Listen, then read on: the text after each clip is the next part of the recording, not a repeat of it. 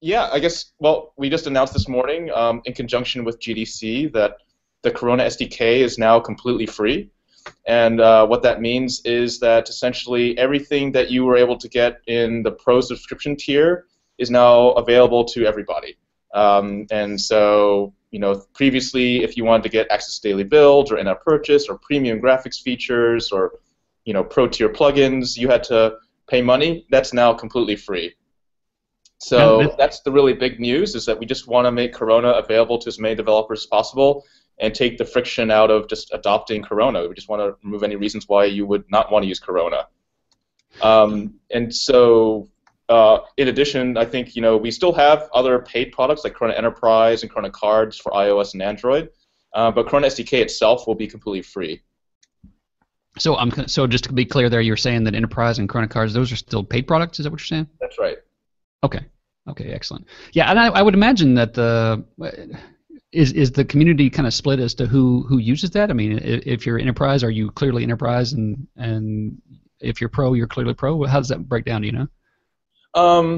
I don't have all the numbers in front of me, but I know a lot of people were Pro, but I think there were even more that were starter users that just used the basic stuff in Corona and weren't using all the features, and a lot of that had to do with just cost. They wanted to play with a lot of the features that Corona came with for free already, like just the very basic things like putting images on the screen, but they didn't, and they wanted to get their feet wet, get some apps in the store, but they hadn't been able to take full advantage of all sort of advanced graphics features, a lot of the more advanced plugins, or even just being able to have access to daily builds and really use the latest greatest features of Corona.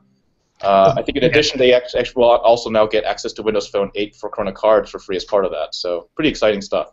Oh, cool. Oh, yeah. So yeah, I guess my question more really geared towards the fact that if you're in the enterprise space, you're probably you can do a ton of stuff with Pro, and then if you're in the enterprise space, then you're actually integrating with third-party libraries, or you're kind of going beyond the Pro user. So right. So if you're an enterprise user, I think the kind of user you're typically going to be the ones who are very comfortable with Objective-C on iOS and comfortable with Java on Android. And so those kinds of developers will say, you know what, I want to customize Corona, do more than what we have out of the box, which is a lot. But sometimes they've got their sort of niche thing they need to integrate, their niche SDK or service or product that they need to integrate. And so enterprise sort of really fits a nice sort of gap for those folks. So let me ask you. So I want to ask this question because I know it's one that's going to pop into people's mind right away. Is what about the people who just purchased or renewed their license? What about those guys? What do they get? Yeah. So we realized that some people had bought subscriptions recently, and we wanted to take care of them. So what we did is we said, look, we took a look at sort of the basic Pro and Enterprise tiers, and we said, hey, we're going to give you some amazing and free upgrades.